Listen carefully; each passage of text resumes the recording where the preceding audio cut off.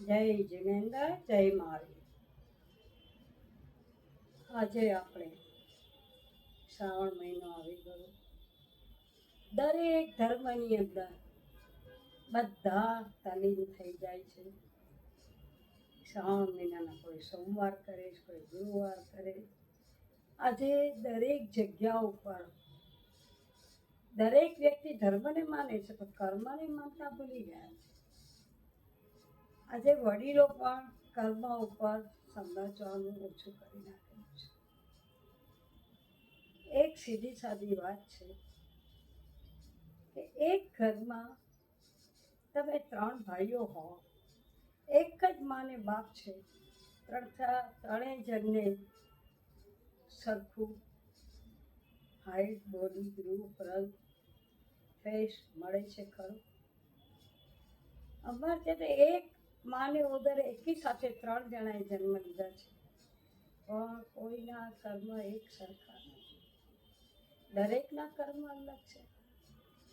માં શું કરી શકે છે? ખરેખર ભગવાનને ક્યારેક એમ કહેવાનું મન થાય કે આ છઠ્ઠીના લેખ તું લખે છે એના કરતાં એની માને લખવા દે. કારણ કે માં ગમે તેટલો પ્રયત્ન કરે પણ કર્મ કોઈના હટાવી શકતો નથી. આજે આપણે સૌ જોઈએ છે, બધાની જિંદગી જોઈએ છે, બધાનો વ્યવહાર જોઈએ છે. એમાં લોકોના રાગ દ્વેષથી ક્યારે માણસ બચી શકે છે?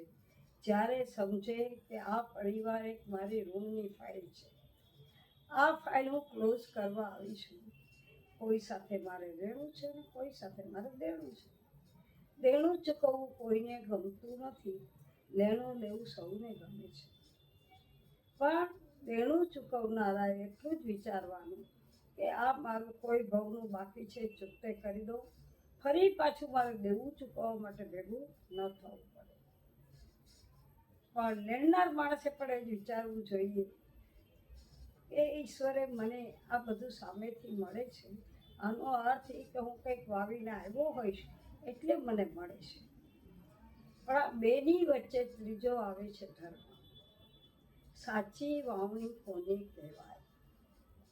ખરેખર સાચી વાવણી કરનાર માણસને દુનિયા ઓળખે એનો આગ્રહ હોતો નથી.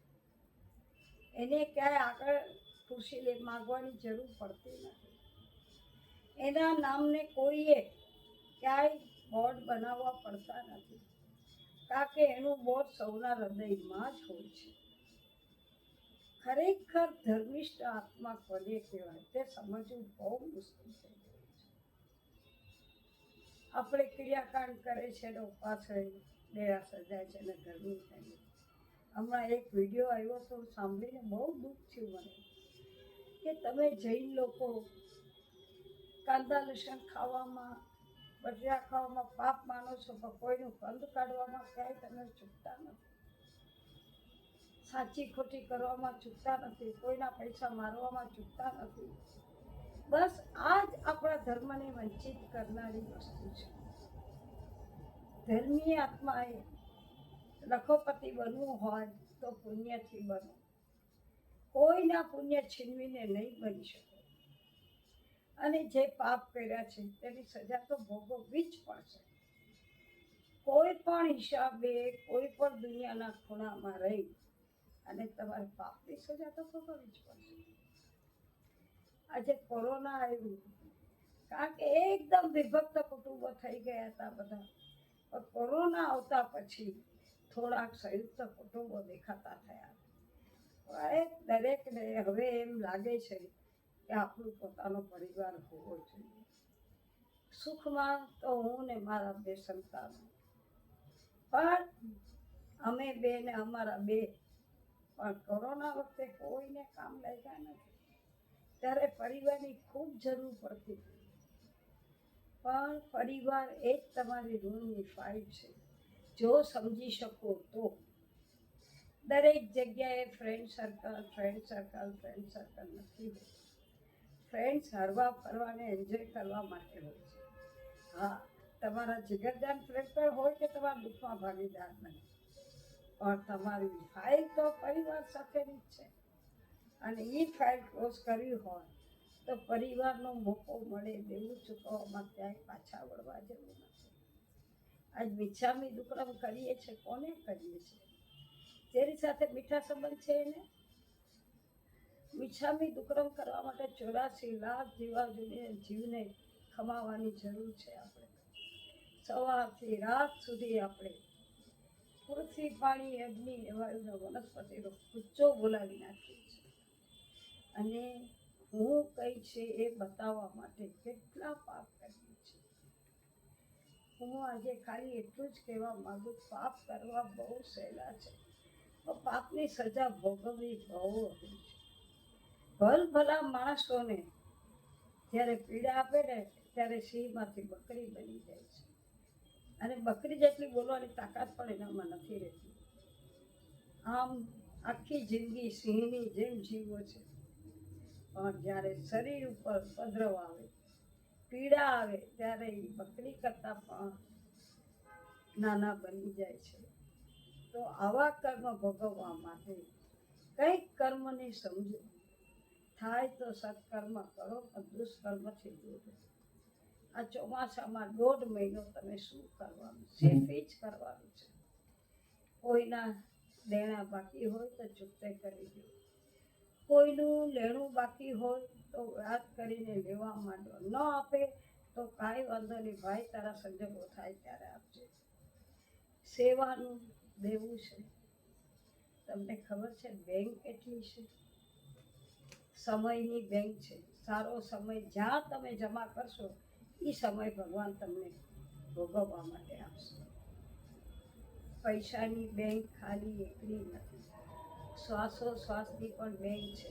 પ્રાણાયામ કરીને શ્વાસોશ્વાસને બચાવી શકો છો. પછી આડોશી પાડોશીની બેંક છે. જ્યાં સમય આવે એના મુશ્કેલી સમયે પડખે ઊભા રહી જાઓ અને તમારું બેંકમાં ખાતું ત્યાં ખુલી જાય છે. એવી રીતે પ્રસંગોની બેંક છે. કોઈને ઘરે પ્રસંગ હોય ત્યારે આપણે ઊભે પગે તેમને સાથ ને સહકાર આપી દઈએ. આપણે પ્રસંગ વખતે બોલાવવા નહીં પડે, કામ કરવા માટે સામેથી દોડીને આવશે. આવી રીતે દરેક જગ્યાની બેંકો છે અને દરેક ખાતા જોવા જરૂરી છે. ક્યારેક હું બેંક ઉપર તમને બહુ શાંતિથી સમજાવીશ કે કેટલી બેંક તમને કામની છે ને કેટલી બેંક નાકામની છે. આજે આપણને એટલો સમય નથી રહેતો, પણ બેંક સામું જઈએ છે. આજે બેંક ખુલી છે, આજે બેંક બંધ છે. આજ મારે લોન લેવાની છે, આજ મારે પેમેન્ટ કરવાનું છે. આ બેંક જુદી છે અને આપણા જીવનની વ્યવહારની બેંક આખી જુદી છે. જે આપણી હથેળીની અંદર એ બેંકનું ખાતું ચાલે છે. તમે જોજો કે એ બેંકની ક્યારેક શાંતિથી વિચારજો કે તમને ખબર બી નહીં હોય અને સમય આવે કોઈ બી માણસ ઓચિંતું તમને હેલ્પ કરવા કેમ આવે છે? તમારી જરૂરિયાત પૂરી કરવા કેમ આવે છે? અને તમને એ પણ ખબર નથી, છતાં તમારી આગળ ખબર છે કે તમારી આગળ સંજોગો નથી, છતાં માંગવાવાળા કેમ આવે છે? અને કુટુંબની અંદર પણ તમે જોજો, જ્યારે જીભ ઉપર ગૌતમ સ્વામીનો વાસ હશે, સરસ્વતીનો વાસ હશે, એને દુશ્મનો નહીં થાય. એને એવા કડવા વચનો સાંભળવા નહીં પડે, કારણ કે એનામાં વિનય છે, વિવેક છે અને ભાવસા ઉપર સંતોષ છે. પણ જેની આગળ સરસ્વતીનો વાસ નથી, જૈનમાં ગૌતમ સ્વામીનો વાસ નથી, એની જીભ ઉપર હંમેશા કડકાઈ, કડવાશ અને કોઈનું પણ અપમાન કરવા સિવાય બીજું કાંઈ જ કરી શકતા નથી. ને હંમેશા બીજાની ભૂલ શોધવી એ જ એમનો ધર્મ થઈ જાય છે. પણ ક્યારે કોઈની ભૂલ શોધો ને ત્યારે પહેલાં તમે તમારી અંદર ડોક્યું કરજો કે આ ભૂલો મેં કરી છે કે નહીં, તો બીજાની ભૂલ શોધવાનો પ્રયત્ન કરજો. પણ બીજા માટે જન્મ નથી મળ્યો એટલું તો મનથી નક્કી કરો. મનથી એટલું જ નક્કી કરવાનું છે કે મને આ દુનિયામાં આવી છું એ બીજાના સુખ દુઃખ જોવા, બીજાની ભૂલો કાઢવા, બીજાની ઈર્ષા કરવા, બીજાનું છીનવવા માટે હું નથી આવી. હું આવી છું મારા કર્મને આધીન જે સુખ ને દુઃખ ભોગવવાના છે, જે આપવાનું છે એ આપી દઈશ અને લેવાનું છે એ લઈ લઈશ. પણ હું કોઈને માટે મેં જન્મ લીધો નથી. એક સામાન્ય વસ્તુ કહું કે એક સામાન્ય કોઈ સાડી કે ડ્રેસ પહેરો અને કોઈ વખાણ ન કરે ને તો તમારું મોઢું બગડી જાય છે. હું આટલું સરસ પહેર્યું, કોઈએ મને કીધું કે બહુ સરસ લાગે છે, ત્યારે વિચાર કરો કે તમે કોઈને કીધું છે? વખાણ જેટલા સાંભળવા ગમે તેટલા કરતા શીખી જાઓ. નાનામાં નાના છોકરો આવે ને પાણીનો ગ્લાસ આપે ને તોય તમે એના વખાણ કરો, શાબાશ, થેન્ક યુ વેરી મચ બેટા. પણ તમે તો હંમેશા આપણો આત્મા તો દરેક જગ્યાએ ખડકાઈ વાપરીએ છે અને જોઈએ છે નરમાં તે ક્યાંય મળવાની નથી. આ ઋણની ફાઇલ ચૂકવવી હશે તો સૌથી પહેલાં જે આપશો તે જ મળશે, આટલું મનથી નિશ્ચય કરી લો. જે વાવશો તે લણશો અને જે બોલશો તે પામશો. જેવું કરશો તેવું ભરશો. આ ધર્મનો સિદ્ધાંત, કર્મનો સિદ્ધાંત છે.